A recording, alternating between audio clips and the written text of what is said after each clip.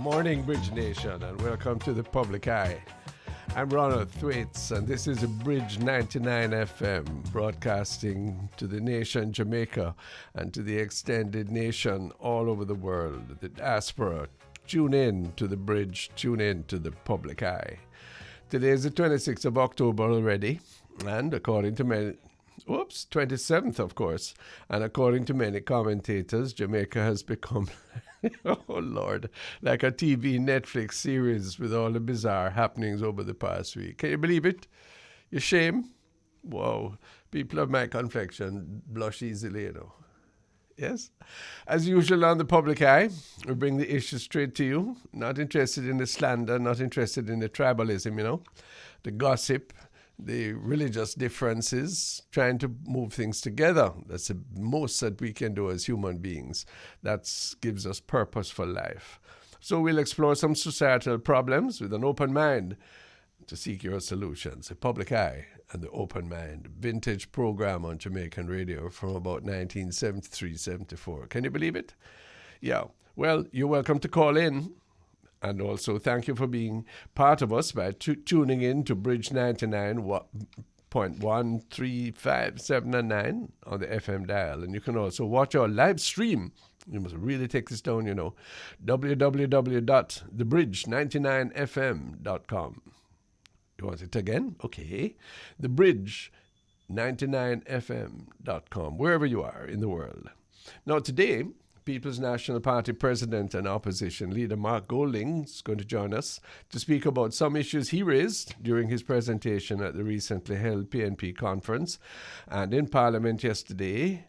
And we're going to ask him what he thinks about the current COVID-19 restrictions. You know, the Prime Minister spoke yesterday and set out some new guidelines. Are they going to work? What's a broader view that might be taken? How much collaboration is in fact taking place?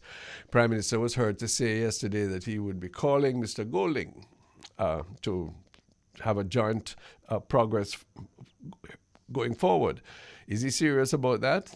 Has he been in the habit of collaborating with Mark Golding? Would he be received if he did? We have to stop that foolishness of isolation, you know. And in the second hour of our program at 12:10 in the afternoon, Professor Winston Davidson, public health specialist, a physician and scientist, he's our guest to speak about the COVID-19 measures being implemented by the government. Are they appropriate for the time? Yeah. And of course, we'll be joining our New York connection with Beauregard, live from the studios of our sister station, Irie Jam Radio in New York. Yeah, I was very, very appalled, distressed, unhappy at the untimely death of that minister, Reverend Smith, the I don't want to say much maligned, but much accused minister of the church in Montego Bay. Yeah, that's not how we treat people. Yeah, and what I saw is that those, from the little clip, tell me if I'm wrong, is that the two police vehicles in which he was, and he was in one with the other policemen, were screaming along that road. Why do they have to drive so fast? What security? It's just a show-off driving that caused much of that, you see? And then you tell me this almshouse nonsense that they couldn't go on the toll road because they never have the money. No. Hey, police don't have these communications people in the police, they don't have shame at that. You couldn't find it. I grant you it's expensive, but you're carrying somebody who is the most wanted person at the time, and you two cars coming in, yeah, but you can't pay the toll for them to reach Kingston safely. I don't understand that. In fact, it's beyond understanding. That is just almshouse business, Commissioner, Minister. Do something about that. Stop trying to excuse it. Yeah.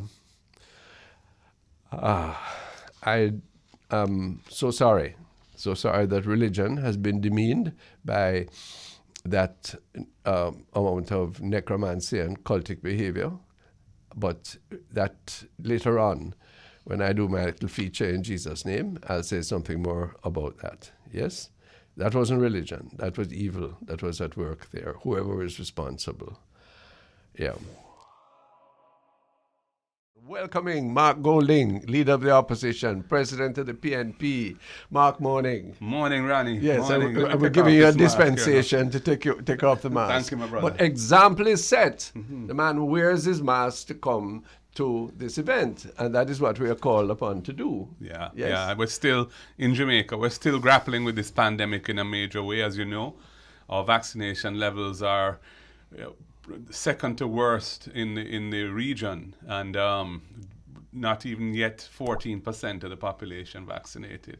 Latest number was 13.4%. Why is that, Mark?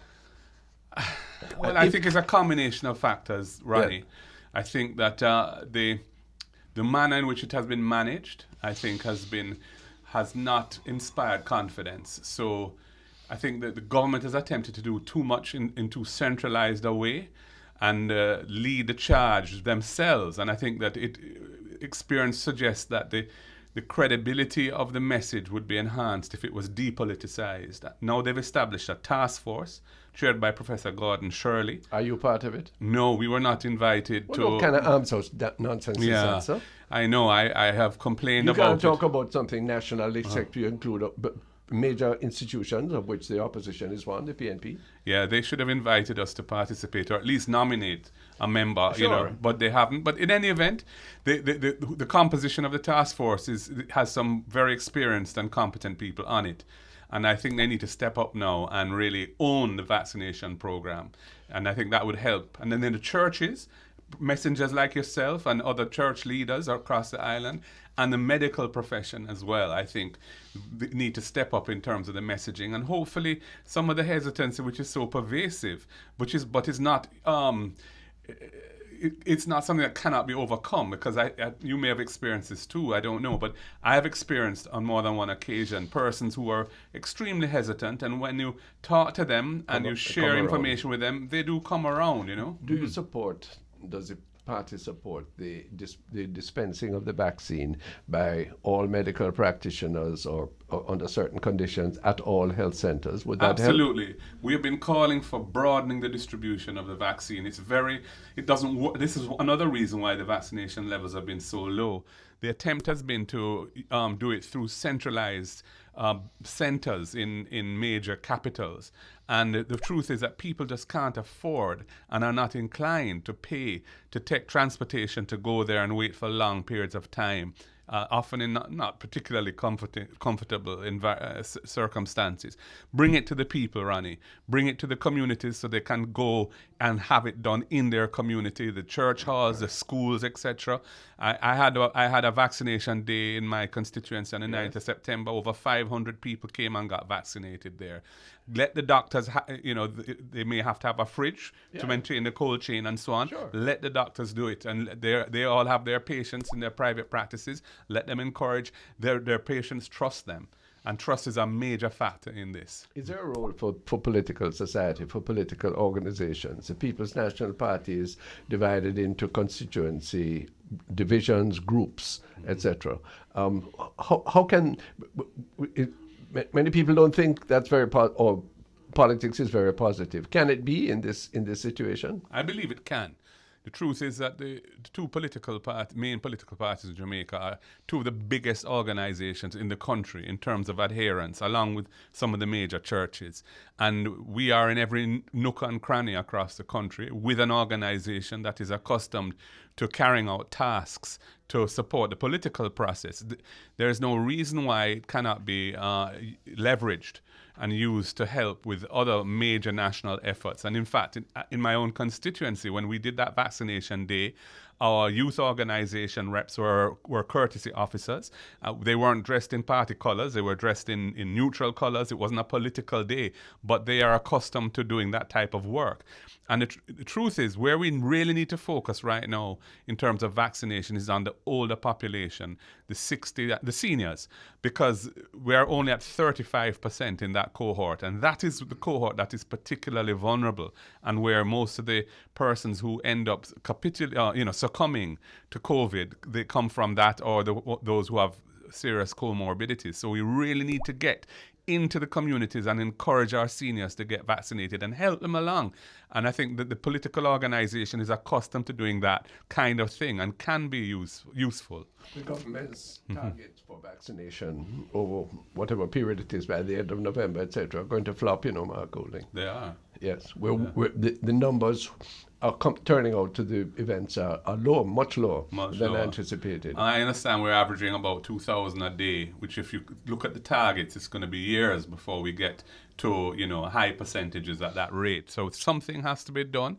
What is interesting though, Ronnie, is we've gone through a third wave, and the numbers have been improving. August was terrible, September was terrible, but it has been coming down. The positivity rate has been coming down. The numbers of persons dying is still very high, but has been coming down. The numbers in hospital have been coming down. You're good, Mr. Golding. I don't trust those numbers. Well, you have to tell me who you are testing, why you're not testing more for those numbers of outcomes to be valid. I agree that the testing is wholly inadequate and is irregular, but at the end of the day, the positivity rate says of those tested, how many were positive. And I would like to know how much of that positivity rate is calculated in the private testing institutions versus the public, because things don't right all the while there. That is true. Yes. And I don't think that the testing numbers are particularly significant, but when you look at the hospitalization levels and the deaths, that tells you something. Right. And what it tells me is that despite the low levels of vaccination,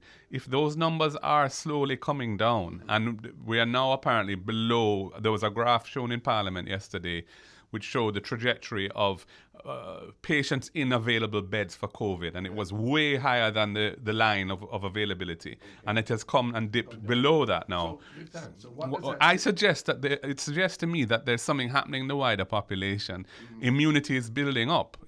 But many people have caught the disease. Some have been ill. Some have been asymptomatic. And, I mean, the thing has been rampant in the Delta variant is here, and so there is some amount of natural immunity taking place, and it is resulting in those numbers coming down. But unless we get the vaccination up, we're going to have serious challenges, because first of all, the elderly population with the low levels of vaccination there will result in ongoing sadness and death in the country. And there are some industries which require high levels of vaccination among staff. So before we get to the schools then, tell me, try and persuade me not to disagree with you, that there should be a vaccine mandate.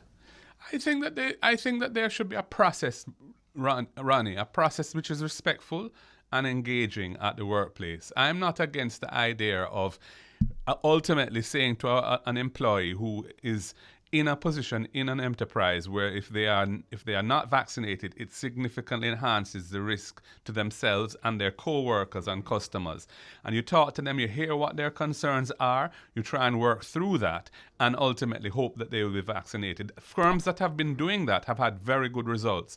I know, for example, Jake's Hotel in Treasure Beach, over 100 employees, 100% vaccinated. Yes. And Jason Hensel was sharing with me, he put a lot of effort in engagement and sharing information, brought in specialists, medical specialists to speak to the staff, answer their questions, and at the end of the day, all but 5 were willing to be vaccinated. And those 5 understood that that business needs the staff to be vaccinated because the guests expect it. Now, another firm that I'm familiar with has introduced an incentive, a care package. Much of their staff are inner city workers, persons who, feeling the pinch of the high spike in the cost of living. Wages have not kept up. And so offering them an incentive is much better than saying to them, boy, it's take it or leave it, get vaccinated now or you're out the door. I don't like that hard line approach in the workplace, because I think there should be respectful consultation, which is what the employer groups, the PSOJ and JMEA and so on, and the unions, the Joint Confederation of Trade Unions, have come together and come up with a protocol around it. And it is possible at the end of the day that somebody may have to be separated if they refuse to be vaccinated and if the circumstances warrant it. So how do you relate that to back to school? Back to school is, as far as I'm concerned, Ronnie, that is the biggest threat to the country right now. Listen to Mark Golding. Yeah. This is the biggest threat to the country right now. Yeah. The lockdown of schools. Absolutely. It is going to have serious consequences in the near term, medium term, and long term. I mean, we have hundreds of thousands of children who have been effectively without any education for nearly 2 years. There needs to be, I think, a real program, well-funded, to remediate that situation and get those, they may have to repeat a year, they may need additional inputs to bring them back up the curve. They've lost so much. We have to do something about it. Now, in terms of back to school for children, it is not fair to children to keep them out of school. They cannot, first of all, for the primary school and early childhood, they're not even able to be vaccinated because there's no vaccine approved for them. So to say that they can't have face-to-face schooling, when you know that effectively means for many of them they can't have any education, when they cannot be vaccinated, how is that morally justified? Teachers can protect themselves. Or if they don't want to take the vaccine, they take the risk. But there should be face-to-face education in a way that minimizes the risk. You know, to the extent that we can have some of the classrooms less dense. I don't know whether they have to go to a shift system until we've sorted this out.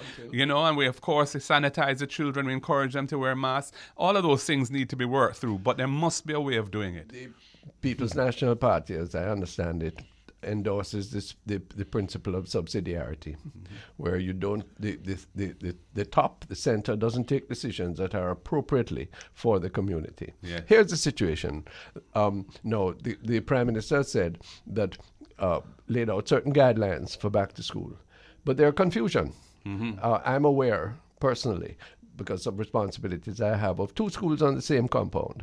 One has 600 students. The other has 1,000 students.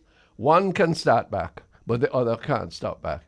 Mark Golding, that's nonsense. It is nonsense. And I agree with you that we should empower the schools boards and the local Ministry of Health to work out the parameters with as long as certain broad principles are adhered to. Clearly. And I do think that the risk to the country of not having the children in school is greater and more damaging than the risk of COVID infection. First of all, it is well recognized that young people, especially children, are not particularly high risk when it comes to COVID.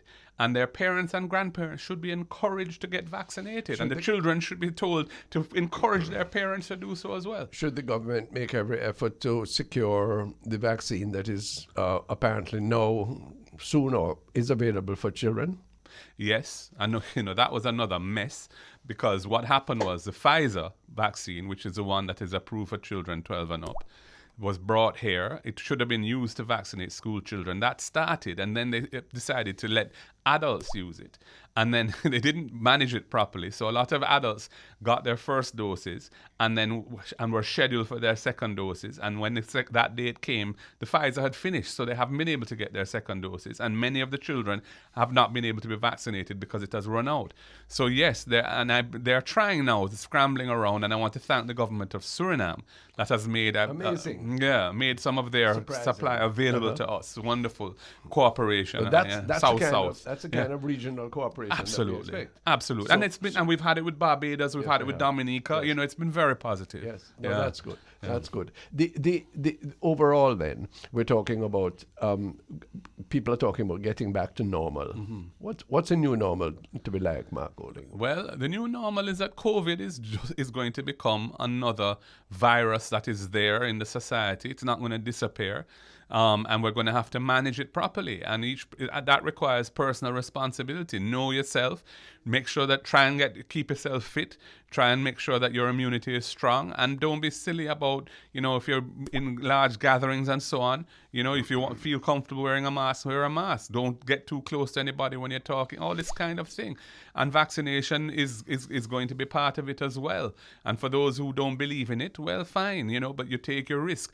Don't expect that, the society is going to continue to operate in a shutdown basis because you are not protected. You've had your opportunity. We have to get back to some kind of normal living because too many businesses are going to go under. Too many industries are going to collapse. Too many people are going to suffer from unemployment and low levels of income. We have to get back to a more normal operation. Mark Golding is the leader of the opposition, president of the PNP. When we come back from this break on the public eye, on the bridge, what does he think about the state of the Jamaican economy? People are hurting. The cost of living is out of control. The foreign exchange rate is so jerky, up and down. And really, under our present system of political economy, I'm going to ask him, really, is there a basis on which the people of South St. Andrew can really look forward to a bright future? And then finally, I want to clear him for you. What's the basis on which people listening to us in the diaspora, yearning for engagement in Jamaica, what can they see in the People's National Party? This is the Public Eye on the Bridge. Soon come. This is the Public Eye and the Open Mind on the Bridge 99, linking you with Irie Jam Radio in the tri-state area of New York. Talking with Mark Golding, president of the PNP and leader of the opposition. Mark Golding, people in Jamaica suffer. The cost of living, up to this morning, the price of crackers gone up, I'm told.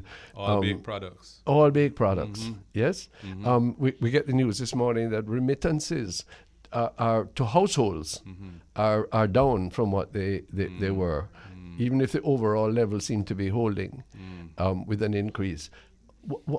Where's this going, sir? What can you suggest? What is the antidote? Well, we have been very lucky as a country that the stimulus in some of our major diaspora countries, the stimulus of those governments has helped to enable our people to step up and improve and strengthen what they already have been doing to keep their relatives in Jamaica. Lifeline. That's a lifeline. But it's not obviously sustainable because the stimulus in those countries is being tapered off. And we'll no doubt soon revert to what we might say are the more normal levels.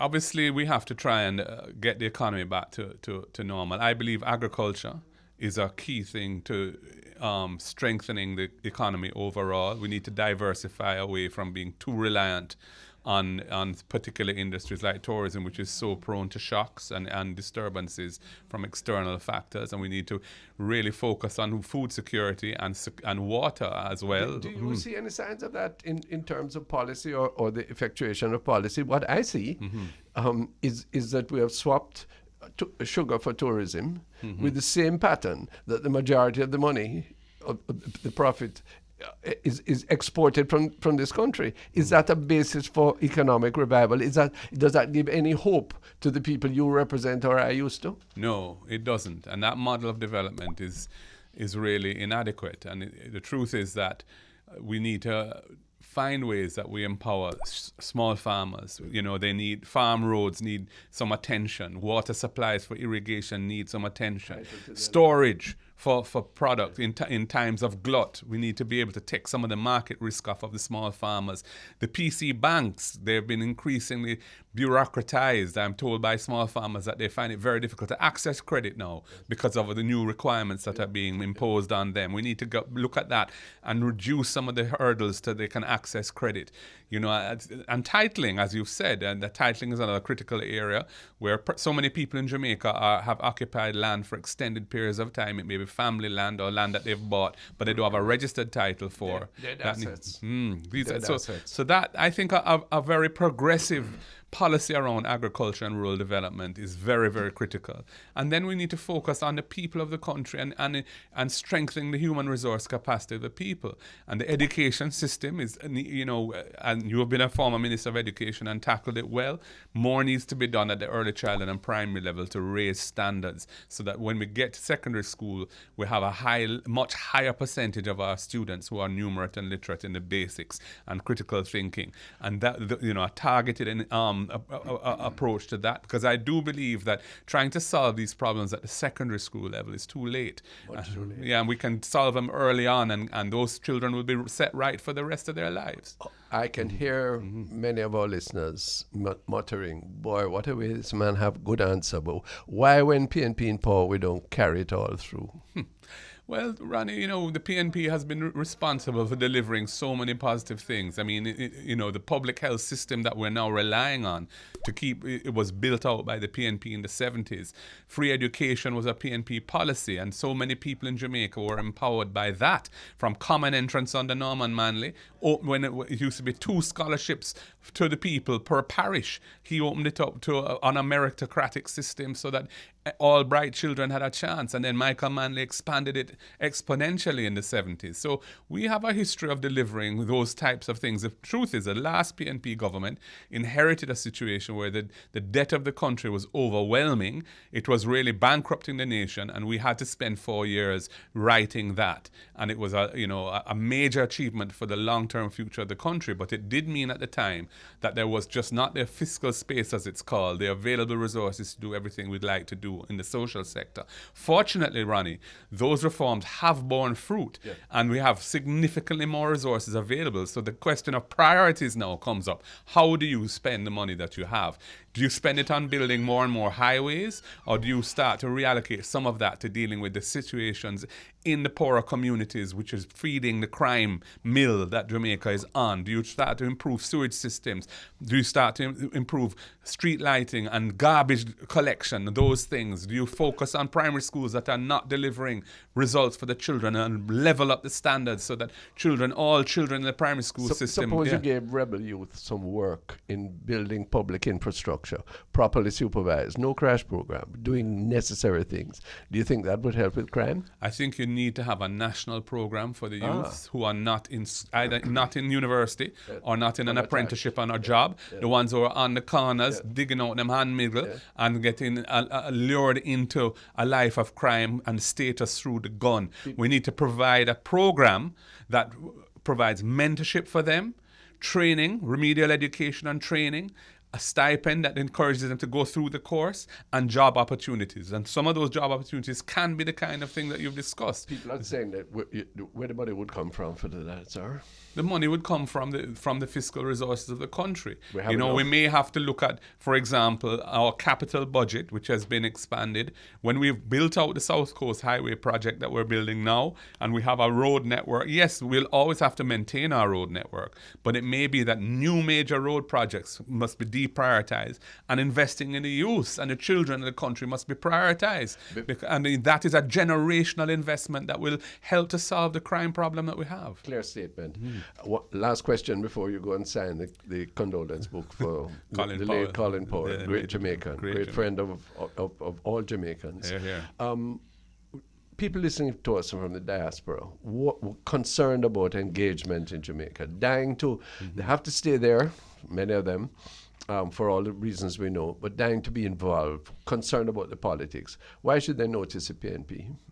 And how? Well, we have made some recent changes which I think are significant from that perspective. We've always had a commission within the party for international affairs. We've renamed it the International and Diaspora Affairs Commission, and it's co-chaired by a very competent, lovely lady based in Florida, an immigration lawyer. Delia Walker Huntington. Yeah, Delia Walker Huntington is co-chairing it, and we're looking to amend our constitution to enable persons who are not Jamaicans who are not on the voters list here to nevertheless participate in the party and become members. So we want to expand our reach into the diaspora by allowing persons who want to join the party to do so, not just through the affiliates that are there, but directly if they so wish. And we're generally trying to deepen the levels of engagement. I have been on numerous Zoom calls with diaspora groups, both in the US and Canada and the UK, and I intend to continue that. And once travel becomes a little less burdensome with COVID and so on, I want to be visiting those countries so I can speak to people one-on-one. So we don't just see this as an exercise in fundraising for the party, as important as that is, but we see the diaspora as a huge resource base for the country. But why the PNP? They're asking why they should link the PNP rather than the JLP or anybody else? Well, I think because we are making these efforts and we do see the diaspora as a critical partner going forward, and we want respectful engagement from them. We want them to be on our task forces that support our spokespersons, on our party commissions looking at human rights, looking at policy and all of those things. And secondly, because we believe that we are the party that is looking to tackle the really fundamental issues that are affecting the Jamaican society and that are holding us back, and focusing on solutions for that.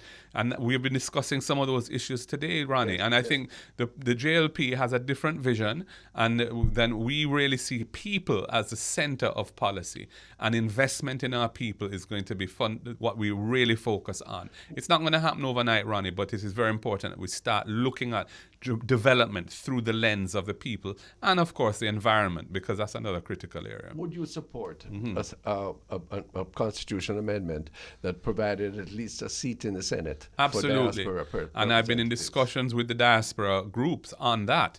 I think it's doable. I think that we could have diaspora representation in the Senate without upsetting the important and delicate balance that the Constitution has fashioned for avoiding dominance on critical issues by the governing party of the day. But I think it can be done, and we are committed to it. Are you willing to even consider a discussion of a discernment on the issue of this dual citizenship, where a person in Canada has a right to be a candidate in Jamaica, but a person living 5 miles across the border can't? Absolutely. I mean, that is a historical anomaly which is no longer relevant, and it's an anachronism. And I do think that particular rule that precludes dual citizens from being eligible to serve in our parliament, that needs to be addressed. Needs to be reconsidered. Yeah. Mark Golding, leader of the PNP, leader of the opposition as well. Thanks so much. We long to expose the ideas of progressive politics to the people in the diaspora. Yes. Thanks so much for being here. Yeah, man. Big up all of the people in the tri-state area. Yes. I'm glad to have been able to share with you, and so glad that you have one of the premier journalists of Jamaica and a man who has given so much to his country in so many areas. Great Ronnie Thwaites. Hear that now? With you. Respect you, Ronnie. All the best. Yes, Good. Soon come back on the Public Eye.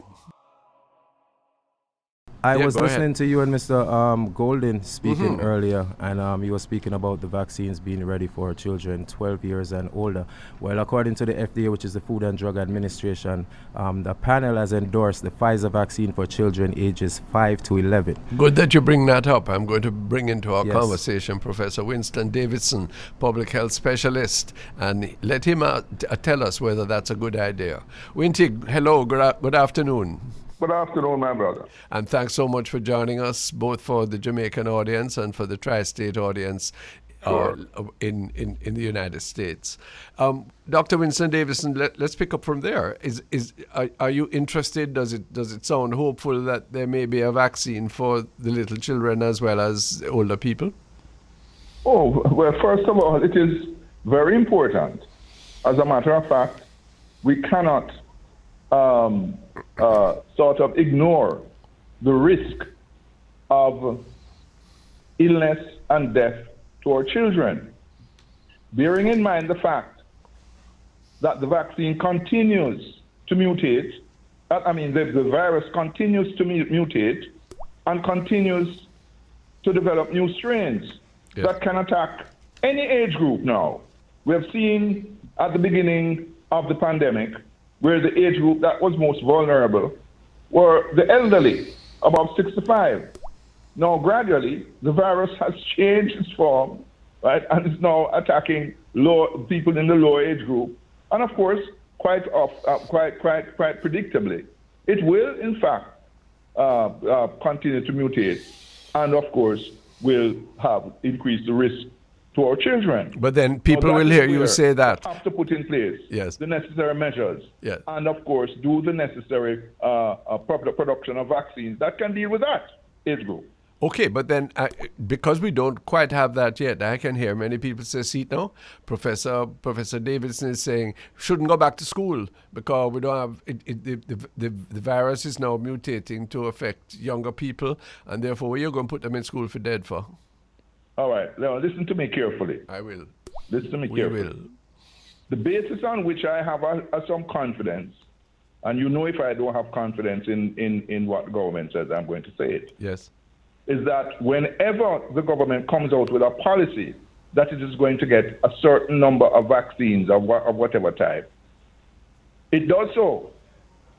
If you go back over the past year and a half, even though it has not gotten as much as it ought to, but whenever it says it is going to do that, then I'm expecting that they, in fact, have been exploring that possibility. Yes. And so, therefore, there is then the other question. Is Pfizer the only vaccine that deals with pediatric children pediatric age? The answer is no. Oh? No. This is We news. know that our neighbor in Cuba also does that, have vaccines to do that. For children. For children, yes. But of course, the whole international politics is getting involved in here. You understand? Yes. Because they have gone through the whole process of WHO validation, etc. But you know, those final approvals is going to depend on who controls the approval process. But it has gone through first and second and third stage evaluation, and have in fact satisfied the international conditions for that. So what you're But of saying, that course- we should be able to get... Yes, we should be able to get vaccines that deal with us from anywhere, Look here. any Whoa. quarter in the world. Yeah. And so therefore, commercial interests in relation to the powerful countries who dominate the vaccine, the development of vaccines and the distribution and the marketing, etc., they are just doing what they always do, viciously going after one another in order to get market share. So hold on now, Winty. That means that the government of Jamaica ought to be using its diplomatic channels in order to ensure that we get access From to... any source. Yeah, and certainly... But guess what? When you're not a powerful country, when you're on the periphery, and when you have, you can easily, right, be put in your place, so to speak. But those of us who have come through, those of us who have maroon blood and your family with one of your national heroes who have been resistance for our independence, Yes. right, through colonial rule and slavery and what have you. Yeah. Those of us, right, know that we have fought against this type of injustice for many, many years, and we must continue to speak out about it. Yes. Well, Right?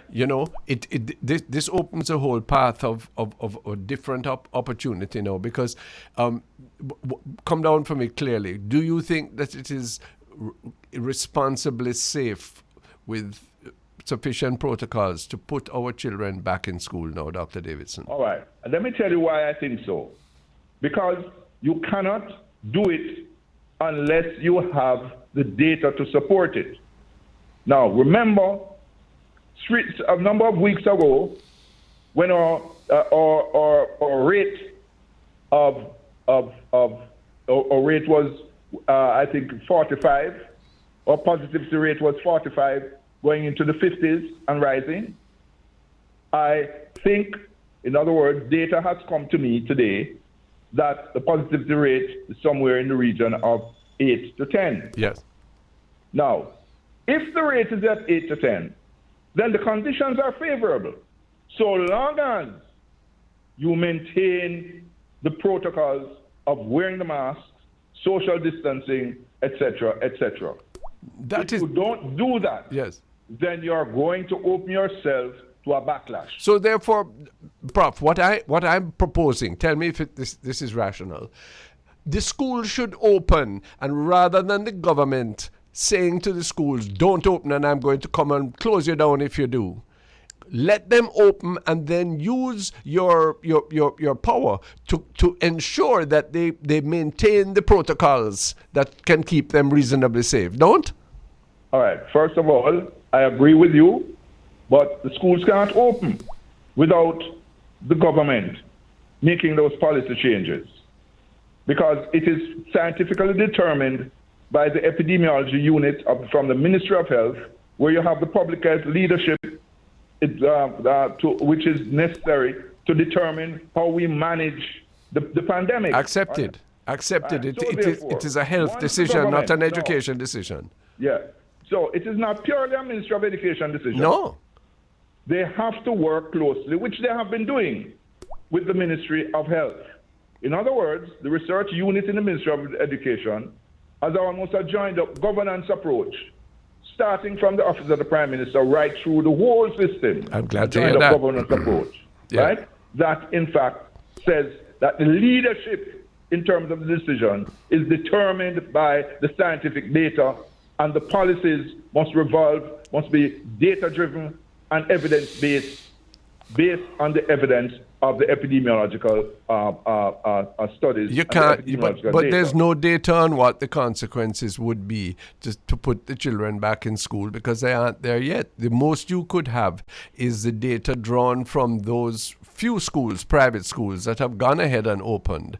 And they can tell you whether there's been any outbreak of COVID, any undue risk. But in addition to the health considerations, there are other considerations that have to be balanced too. And I believe we are mincing around those. Huge public health issues like idleness, like fecklessness, like violence, like teenage pregnancy, which the Prime Minister says he's going to get a study about when it's facing us in Big Belly all across the country and in Jubilee. Come on, Rinty, we have to do something now. It's a difficult decision, but we need definitiveness.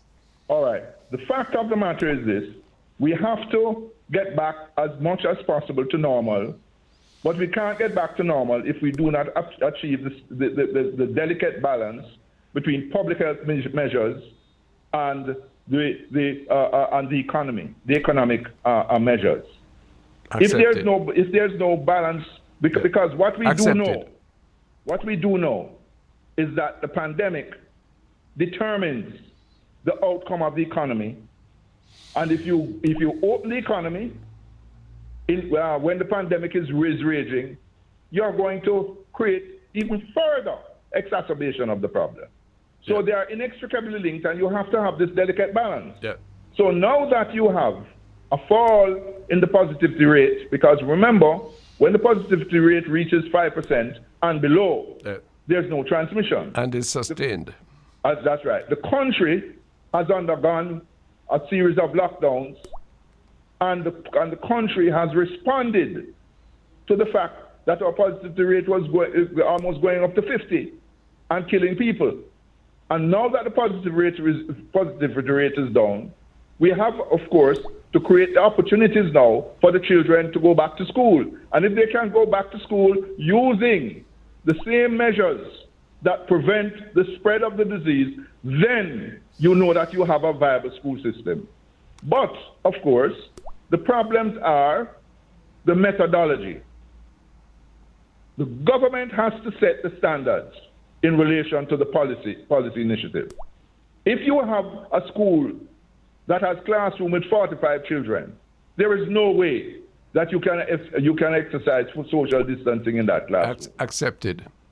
And so, therefore, you either have to stagger or use all such measures as the Zoom or some other. Well, we know those don't work too tough, but what we know, no, don't say they don't work too tough.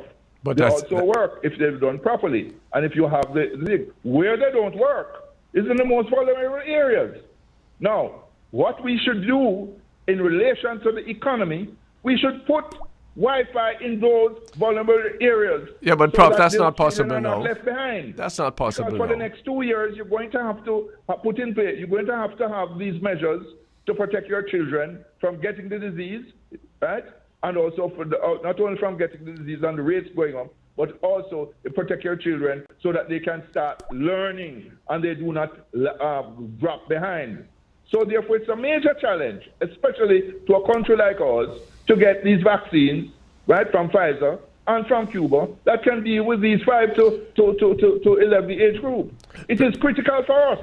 Our population pyramid is completely different. Yeah. Well, Dr. Fauci right? is saying on CNN just now that he expects that the children between the ages of 5 and 11 can get a vaccination from next week. He hopes.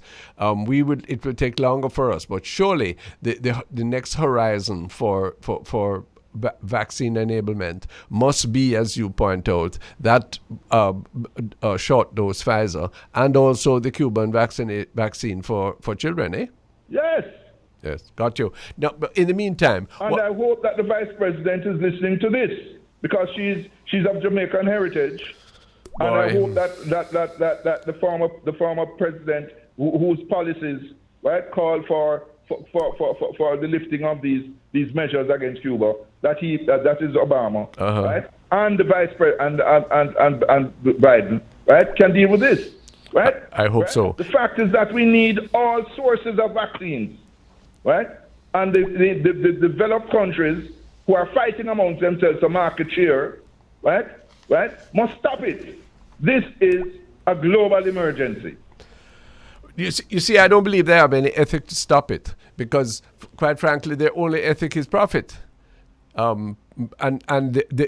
If you say to them they must stop it, and they say why, provide the money for the poor people to get for Africa. That happening among the population, especially of the poor. Yeah, people, the poor countries. People here and people there. I'm not being pessimistic, Winty, but people here and people there are not overwhelmed with humanistic considerations. You know, in Jamaica, we're quite prepared to indulge a political economy that favors the few and excludes the many, and feel that it's the way God wants the world to go.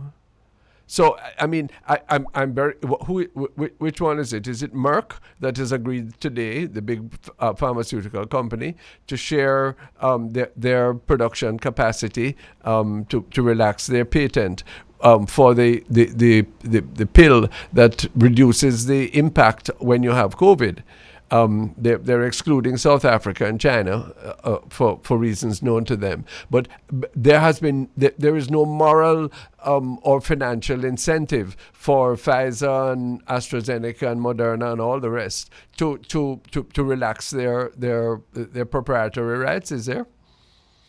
Look, there's a moral imperative, right? The fact of the matter is this, that when you see these things happening, right? You just look back at our history as to what we have struggled for in the Caribbean, right? And where we have reached, and we know that you cannot get them to change unless they are confronted using moral suasion. Yes. That's all that we have. Yes. And we can talk because we are democratic. As a matter of fact, much more democratic than they are. Indeed, that is the truth. You understand? Yes. Okay. And we have a long history of being democratic, and we speak our mind, based on evidence, scientific evidence, not evidence brought out of the sky. I have two things to ask you. Yes. One, do you feel that the fourth wave in Jamaica is as inevitable as hinted by Prime Minister Holness?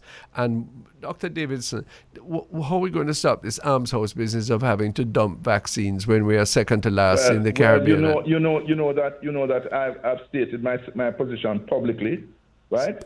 And I said, stated to the diaspora now. The persons who have the responsibility for the implementation of the vaccine program, we have been monitoring them over the past year and a half. And we have warned that, in fact, their method is, in fact, creating a problem. The actual sites of vaccination, where the vaccinations are done smoothly and efficiently. But for some reason, the logistics from the central office of the command center, the persons responsible for actually doing the vaccine, they seem to be totally disconnected from the realities of what is happening on the ground in the districts. And they were warned.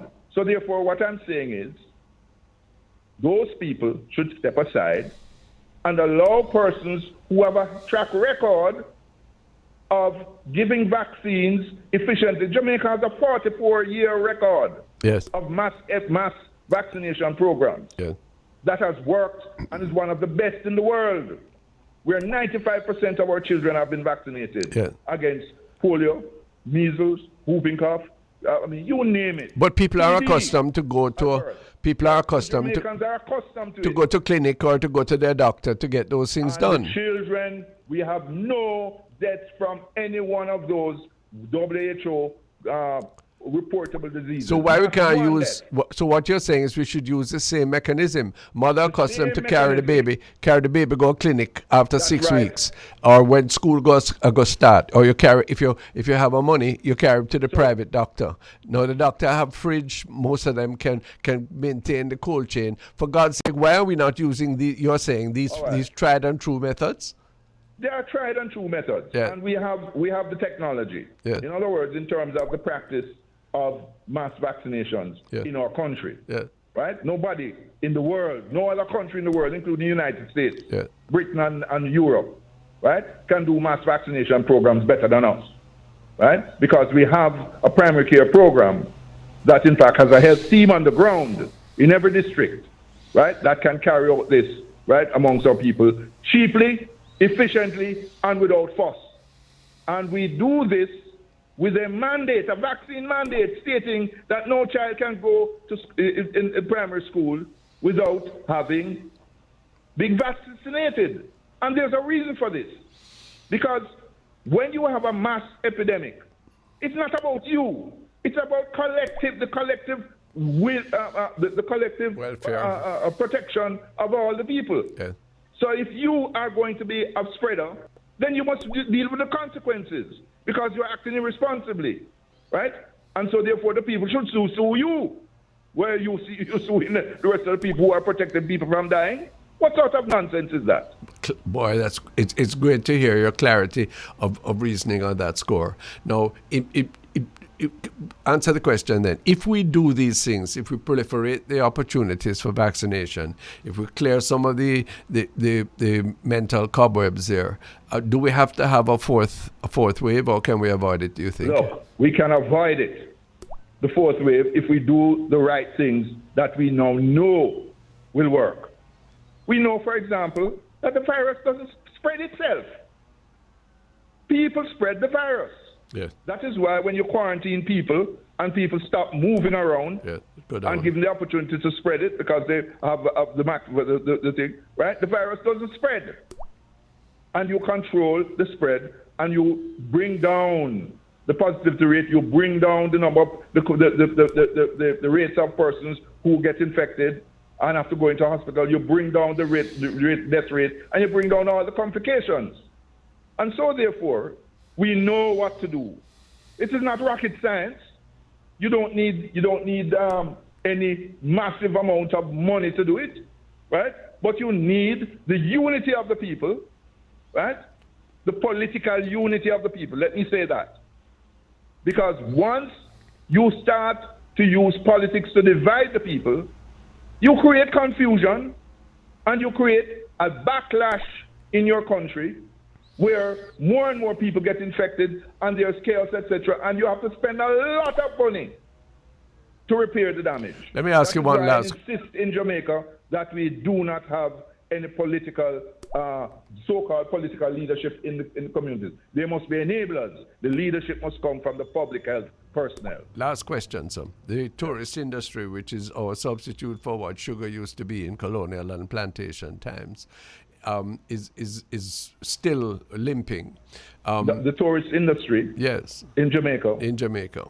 So has put in place, yes, a program. You've commended the what they call the resilient corridor very often. Resilient corridor program. But then no, that what shows we have data that any country that wants to send tourists to Jamaica can look at that data, right? So what to be clear, they are safe to come to Jamaica. Yeah. Because they are put in what I call the tourism bubble. Yeah.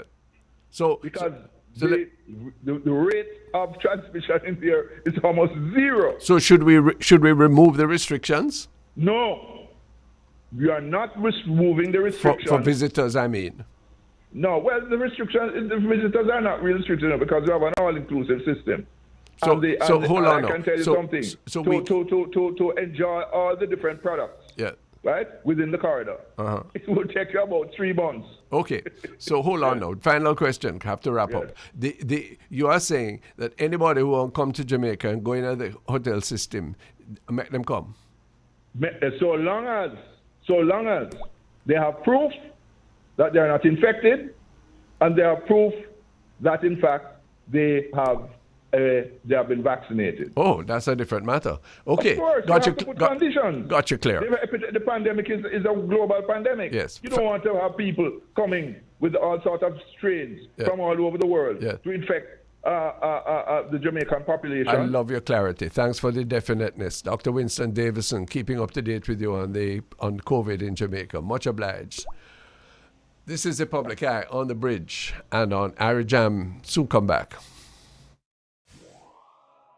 This is the Public Eye and the Open Mind on the Bridge 99 FM and on Irie Jam Radio in New York covering the tri-state area of the United States, linking the diaspora, home and abroad, everywhere. Ralston Hyman, greetings. Greetings, Ronnie. Greetings to your listeners. How are you doing? I'm fine, man. Thanks so much for being available so readily. Our listeners, particularly the ones abroad who send home money, who try to keep families going and picnic in school, etc., are concerned about how the money change out. And the exchange rate in Jamaica has been going on like it have fits. Why is that so, Ralston Hyman? Who is causing it, and what kind of remedy can there be? And can you comment also on the news this morning that remittances to households don't seem to be holding up as well as the aggregate figures would indicate? What's happening? Well, I mean, the country, they say, is operating a flexible exchange rate regime where the exchange rate is determined by the demand for goods and services and capital movement. Simply translated, the minister and the governor says it is the market that is setting the exchange rate. Now, what we're seeing is that there are some players in the market who has the confidence of the market more than the central bank. So what we saw was that has the confidence of the market more than the central bank. More than the central bank. Because the market responds more quickly to that particular player than the central bank itself. Yeah, that's a big one big bank that I'm not allowed to call the name. Yes, there's a central bank on Trafalgar Road. Okay. Now, what we saw was that despite the 4.8 billion in net international reserves that we boast about, what we saw was that major player was able to bring the rate down from 157 to 147 in September. We saw a 4% drop in the rate in September. That's for the US dollar. That means an appreciation of Jamaican dollar to 147. And then within the first 2 weeks of October, we saw the currency moving in the other direction, the Jamaican dollar depreciating by 4%. And that took place despite the fact that the central bank increased the signal rate dramatically, as well as intervened in the market for 4 consecutive days with $90 million. So it tells us that major player has the confidence of the rest of the players. So who is in charge of poor people's food money? Apparently the central bank on Trafalgar Road. Precisely. So it is clear that the official central bank has been unable to defend poor people's money. Or has accepted that this is the way it should go. There's a gentleman from the East who runs a wholesale of my good acquaintance. And he say he can't figure it out. So what he do is his supplies, he's pricing at 165 or 167 to 1 now when he orders anything. That's what he's charging on the basis that he's going to have to buy dollars at around that. Well, he's not alone. All the big players in the retail and distribution business tell us that they price $10 ahead of the central bank. So they are now pricing at 165, 170. Jeez. And the consumer has to hug up all of that. Yeah. I sent per bag of crackers this morning, asked somebody to buy it for me. And the price has gone up from all baked products now are moving upwards. So what is going to happen? What answer to this? Has the government ceded control of the interest rates to whoever can manipulate the quotes-unquote market? They have ceded the control of the exchange rate to those who can run the market. And what they are doing is using the blunt instrument of interest rate to try and control that. Now, we saw how the market respond to that. The market promptly ignored that and is continuing on its merry way, while those who want to run business are going to have a serious problem because the cost of doing business is going up, not only because of the higher international energy prices and the supply chain problems, but because the cost of capital is also going up. So the central bank is using a cure that is worse than the disease. So that's the problem we're having at this particular point in time. So consumers are going to see prices climbing steadily right throughout the Christmas season until the international supply chain problems are normalized. So we hear the authorities in the USA, President Biden, Janet Yellen, the Treasury Secretary, so they expect this problem to continue until the first half of 2022. So this is wouldn't this be aggravated by the news that for whatever reasons, I imagine fiscal checks running low in the United States, that remittances to households are going down, that the person who used to get $100 US every fortnight and that help out is now only sending 80 or 75? Yes, not only that too. Less people in Jamaica are now getting. That is what we are done to do today.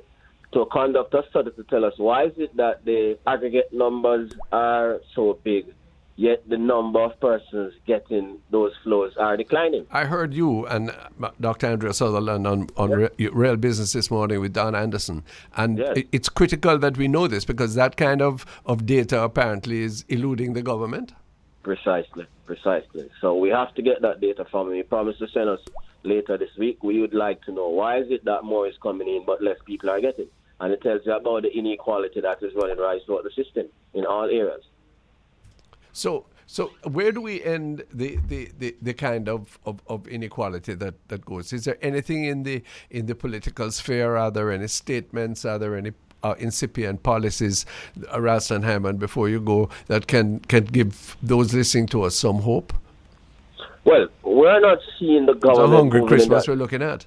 Yeah, we're looking at a hungry Christmas. So those overseas, they need to send more to the people in Jamaica, because we're looking at a hungry Christmas. The prices are getting higher and higher. What we're seeing is also, in terms of energy policy, the fuel bill is up by 46.1% since the start of this year, and we see no realistic effort being made to develop renewable energy. So although we exported more for the first 6 months of this year compared with last year, 28% more, the trade deficit is 200 billion higher, because the fuel bill moved up by 46% on the back of the higher international energy prices, and we're not hearing anything from the administration in terms of renewable energy. No, but that's frightening, because what that means is that 46% is brushing close to 50%. And what that says to people is that it's costing us 50% more than it did at the beginning of the year to buy the energy that we need to run the car and to light the stove. Precisely. So it makes the consumers poorer, and it also reduces the country's ability to compete internationally, both on the export front as well as in the domestic market. So an energy policy based on renewables is critical at this particular point in time. Have you heard in your survey of statements in Parliament or public enunciations from ministers of government any appreciation for this predicament, this precce that Jamaicans find themselves in? We're spending more for energy. We're spending more for food. The minimum wage stall. The unemployment is crawling back, but slowly. What's happening? I'm glad you mentioned the minimum wage now, because as we're speaking, I am looking at a document where the UK is increasing the minimum wage 4.5%. £9.5. Yeah. 6.6% to £9.5 effective April, because of the higher cost of living. And many people are saying that increase is not enough because inflation is accelerating. Yeah. We have done nothing in Jamaica about the minimum wage. But inflation is higher than we expected. Precisely. It was inadequate already. It was inadequate already. And with if you take an exchange rate of 156 now, $7,000 amounts to how much US? And what can that buy? Can't buy anything. And that's not 155. They're actually buying in the shops at 165, 170. Based on what the merchants are doing to protect themselves. Hello, but when you send the dollars by the courier, you're getting change out at 150 and 140 something. Precisely. That also is cheating the consumer. So hold on now. The public eye, linking with real business, has to tell the people of Jamaica and the people in the diaspora that they are getting screwed. On every front. On the front end and on the back end. So you get 145 when the official rate is 155, but when you go in the shop to buy, you buy at 165. Boy. Aye, Ralston, it's good that you can break it down and we can understand it clearly and carefully. All the best to you, and thanks always for being available. Always a pleasure, yeah, man.